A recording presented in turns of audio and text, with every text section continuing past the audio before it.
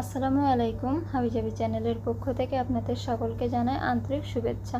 আজকে আমি তৈরি করব বাদাম বাহার বা বাদামের কটকটি, যে নামেই চিনেন না কেন। এটা কিন্তু খুব মজাদার একটা রেসিপি। আপনারা চাইলে বাসায় খুব সুন্দরভাবে তৈরি করে নিতে পারেন। এবং এটা কিভাবে তৈরি করতে হয় চলুন দেখা যাক। আমি চুলার পরে একটা প্যান বসিয়ে দিয়েছি এবং 1 কাপ পরিমাণের চিনি নিয়েছি এবং নিয়েছি 1 কাপেরও কম পরিমাণের পানি। আপনাদের যদি পানির পরিমাণ বেশি হয়ে যায় তাহলে কোনো সমস্যা নেই, আপনারা একটু জাল করে পানিটাকে কমিয়ে নেবেন।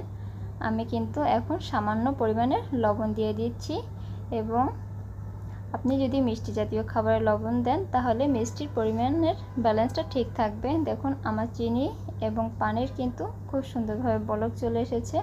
এখন আমি জাল করে এটাকে একটু কমিয়ে নিব এবং চিনির ক্যারামেল তৈরি করে নিব। দেখুন আমি কিন্তু খুব সুন্দরভাবে নেড়েচেড়ে এই যে চিনির ক্যারামেল তৈরি করে নিয়েছি এবং এতে কিন্তু আমি আগেই খুব সুন্দরভাবে বাদাম ভেজে এবং পরিষ্কার করে রেখেছিলাম।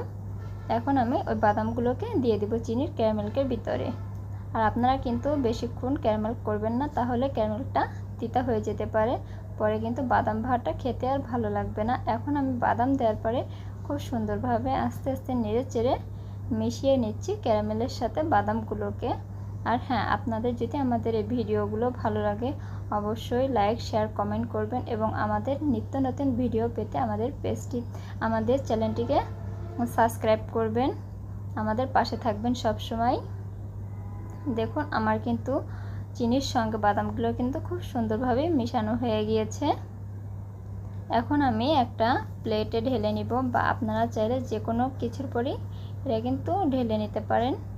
আর এটা গরম অবস্থায় কিন্তু তাড়াতাড়ি করে ঢালতে হবে, তা নাহলে কিন্তু আপনার প্যানেই সেট হয়ে যাবে, বা যে পাত্রে আপনি তৈরি করবেন ওই পাত্রেই কিন্তু সেট হয়ে যাবে, পরে কিন্তু উঠাতে গেলে আপনাদের ঝামেলা হয়ে যাবে। এখন আমি তাড়াতাড়ি ঢেলে এটাকে খুব সুন্দরভাবে সেট করে নিব।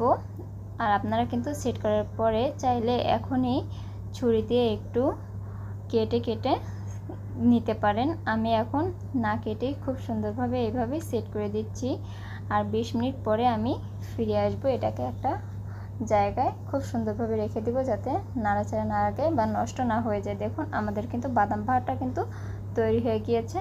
আর এটা কিন্তু জমে যাওয়ার পরে দেখুন এটা কিন্তু আর কাটা যাচ্ছে না, তাই যদি আপনাদেরকে কাটতে হয় তাহলে আগেই কিন্তু কেটে রাখতে হবে, তা নাহলে কিন্তু এইভাবেই আস্ত হয়ে যাবে, পরে হাত দিয়ে ভেঙে ভেঙে নিতে হবে। দেখুন আমাদের কিন্তু 20 মিনিট পরে কত সুন্দরভাবে সেট হয়ে গিয়েছে বাদাম বাহারটা। দেখছেন কতটা সুন্দর হয়েছে। আর হ্যাঁ, যদি আপনারা লাল কালারের করতে চান তাহলে আপনাদের অবশ্যই গুড় দিয়ে করতে হবে, যেহেতু আমি চিনি দিয়ে করেছি তাই এটা একটু সাদাই হয়েছে। দেখুন কতটা সুন্দর হয়েছে আর কতটা ইয়াম্মি। এটা চাইলে যে কেউই অল্প সময় বানিয়ে নিতে পারেন। আল্লাহ হাফেজ, ধন্যবাদ সবাইকে।